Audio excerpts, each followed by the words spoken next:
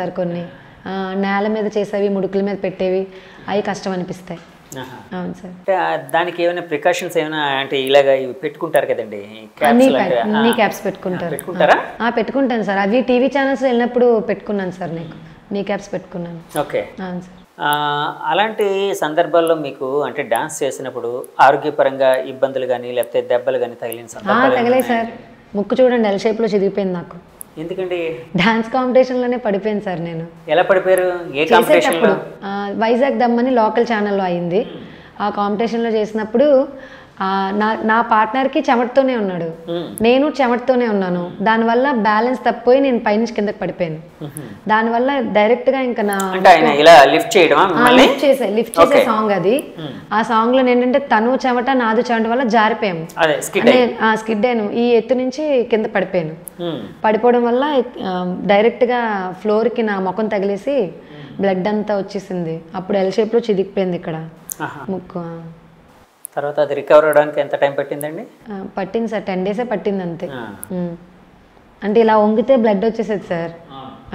అంటే ముక్కు చాలా సెన్సిటివ్ కదా, దానివల్ల. ఇప్పుడు బాగానే ఉంది కదా? ఇప్పుడు బాగానే ఉంది సార్, బాగానే ఉంది. ఇప్పుడు ధనా 51 సినిమాలోని శేఖర్ మాస్టర్తోనే జోడీగా చేశారన్నారు కదా, ఆ తర్వాత శేఖర్ మాస్టర్ని ఎప్పుడైనా కలిసారా? లేదు సార్, కలవలేదు. లేదు సార్, ఒకసారి కూడా కలవలేదు. ఈ సాంగ్ ఆయన కూడా చూసుంటారు, ఎందుకంటే దుమ్ము దులుపుతుంది కదా మీ బుల్లెట్ సాంగ్, ఆయన చూసుంటారు.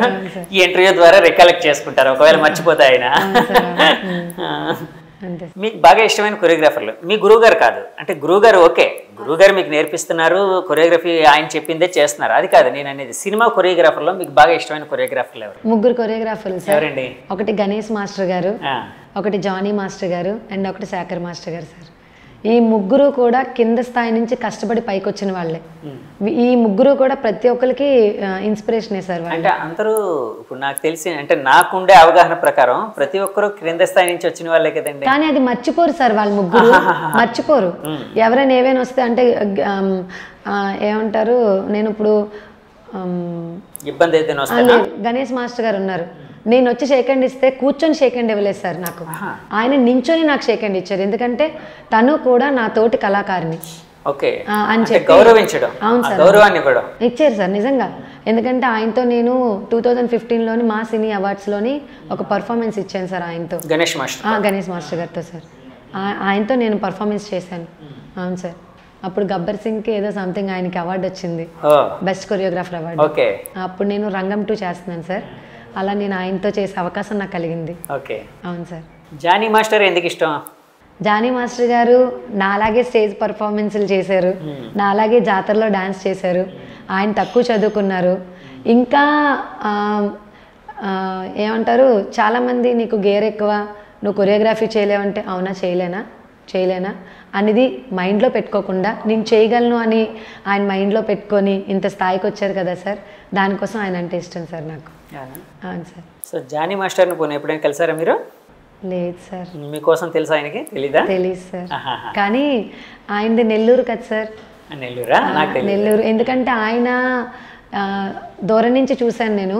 ఆయన ఎలా అంటే నాతో పాటు డ్రైవర్ ఒక ఆయన నెల్లూరులోనే ఉంటారు, కరీముల్లా గారు అని, వాళ్ళ సొంత తమ్ముడు సార్ జానీ మాస్టర్. తన ఆర్టీసీ డ్రైవర్ ఆయన.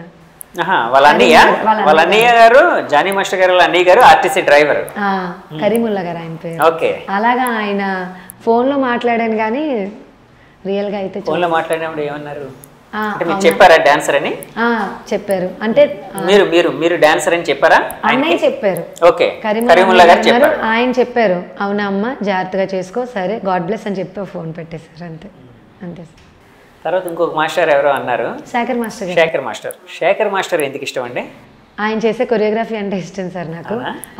3 చేసే కొరియోగ్రఫీ అంటే ఇష్టమే, కానీ ఆయన కూడా సేమ్ అలాగే కింద స్థాయి నుంచి కష్టాలు పడి వచ్చిన ఆయనే కాబట్టి కొంచెం ఇష్టం సార్ అది.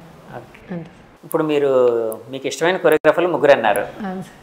ఈ 3తోని మీకు ఒకే టైంలో ఒకే డేట్ వర్క్ చేసే అవకాశం వచ్చింది అనుకోండి, ఎవరితో వర్క్ చేస్తారు? అమ్మో, కన్విన్స్ చేసుకోవడానికి ట్రై చేస్తాను సార్. కన్విన్స్ చేయడానికి అయితే ట్రై చేస్తాను. కన్విన్స్ చేయడానికి వర్క్ చేయడానికి ట్రై చేస్తాను సార్ 99%. ఎందుకంటే అవకాశం రావడమే చాలా గ్రేట్, అదే వాళ్ళతో చేసే అవకాశం వచ్చిందంటే ఇంకా గ్రేట్గా భావిస్తాను. అంతే సార్. ఆ క్వశ్చన్కి అయితే ఆన్సర్ లేదు సార్ నా దగ్గర. డాన్స్ నేర్చుకోవడం ప్రారంభించి పెర్ఫార్మెన్స్లు ఇస్తున్న సమయంలో ఎప్పుడైనా మీకు ఈ డాన్స్ ఎందుకు నేర్చుకున్నాను, ఎందుకు డాన్సర్ అయ్యాను అని ఏదైనా సందర్భంలో అనిపించిందా? అనిపించలేదు సార్. ఎప్పుడు అనిపించలేదు. ఎప్పుడు అనిపించలేదు సార్ నాకు. ఎందుకంటే ఇష్టం కదా సార్. డాన్స్ అంటే అంత ఇష్టం. అంత ఇష్టం. యాక్చువల్గా మీకు ఇష్టం లేనిది డాన్స్. మీరు పరిస్థితుల ప్రభావంతో డబ్బు సంపాదన కోసం డాన్స్లోకి వచ్చారు, కానీ డాన్స్ మీద ఇష్టం ఎలా పెరిగింది? ఆ చేసే స్టెప్స్ కానీ, ఆ జనాలు ఇచ్చిన అప్లోజ్ కానీ, పొగడడం కానీ తెలుసు కదా సార్. ఒకసారి కళలోకి వచ్చామంటే సముద్రం లాంటిది, తేలలేము మొలగలేము అన్నట్టు ఉంటుంది సార్. అంతే. సో ఆడియన్స్ కొట్టే చప్పట్లు మీకు ఆ బలాన్ని ఇచ్చాయా? అంతే సార్. అంతే అంతే. నేను అసలు డాన్సర్ అవుతానని అనుకోలేదు సార్ నేను. అంతే సార్. డాన్సర్గా మీరు అయిన తర్వాత మీరు ఎన్నో అవమానాలు ఎదుర్కొన్నారు, ఎంతోమంది మిమ్మల్ని ఇది చేశారు. మీ ఫ్యామిలీ తరపు నుంచి ఎలాంటి సపోర్ట్ లభించిందండి మీకు? ఫ్యామిలీ తరపున నాకు ఏ సపోర్ట్ లేదు సార్. ఎప్పుడు కూడా నువ్వు మానే అనవసరంగా నువ్వు చేసి మా పరువులు తీస్తున్నావు, పలానా వాళ్ళ పిల్లలాగా స్టేజ్ మీద డాన్స్ చేస్తుంది అని మా పరువు తీస్తున్నావు, వద్దు ఆపే అని అనేవారు. అయినా సరే మా తమ్ముడినైనా మా అమ్మనైనా పోషించుకోవడానికి అదే నాకు మూలధారం అయింది. కాబట్టి మీరు నన్ను పోషించలేనప్పుడు మీరు నాకు చెప్పే అర్హత కూడా లేదు అని వాళ్ళని పక్కన పెట్టి నా ప్రొఫెషన్ నేను కంటిన్యూ చేశాను. అమ్మ తమ్ముడితో ఎప్పుడైనా గొడవ పడ్డారా ఈ విషయంలోనే? అమ్మ తమ్ముడు నాకు ఫుల్ సపోర్ట్. వాళ్ళు ఎప్పుడు అనలేదు? బయట వాళ్ళు అంతే. ఓకే, బయట వాళ్ళు మానే అని. బయట వాళ్ళకి ఏం రైట్ ఉందండి? వాళ్ళ ఫ్యామిలీకి చెడ్డ పేరు కదా సార్. ఇప్పుడు ఇంటి అలా కదండి. నా క్వశ్చన్ ఏంటంటే వాళ్ళెవరూ మిమ్మల్ని పోషించట్లేదు, ఏ రైట్ తో అనేవారు మానేమని? వాళ్ళ ఫ్యామిలీలో అమ్మాయిని కదా నేను. చుట్టరికం వాళ్ళ ఫ్యామిలీలో అమ్మాయిని నేను. చూడు అమ్మాయి అంటే పలానా వాళ్ళ అమ్మాయి అంట కదా, మీ తాలూకే అంట కదా, అలా రోడ్ల మీద డాన్స్ చేస్తుంది అమ్మాయి అని అంటే వాళ్ళకి పరువు తక్కువ. అంతే. దానికోసమని నన్ను చాలాసార్లు ఆపేయడం జరిగింది. నేను చేస్తాను, నాకు ఇది ఇష్టం, నా ఫ్యామిలీకి ఇది ఆధారం కాబట్టి నేను చేస్తానని చెప్పాను సార్ నేను. ఇప్పుడు కూడా ఆ కైండ్ ఆఫ్ మెంటాలిటీ ఉందా అంటే జనాల్లో? కొంతమందికి ఉందా అండి? కొంతమంది డాన్స్ చేస్తే ఒక అమ్మాయి బయటకు వచ్చి ఒక పెర్ఫార్మెన్స్ చేస్తే, రోడ్డు మీద చేస్తే మన పరువు పోతుంది అని అనుకునే కుటుంబాలు ఉన్నాయంటారు? ఉన్నాయి సార్, చాలా వరకు ఉన్నాయి.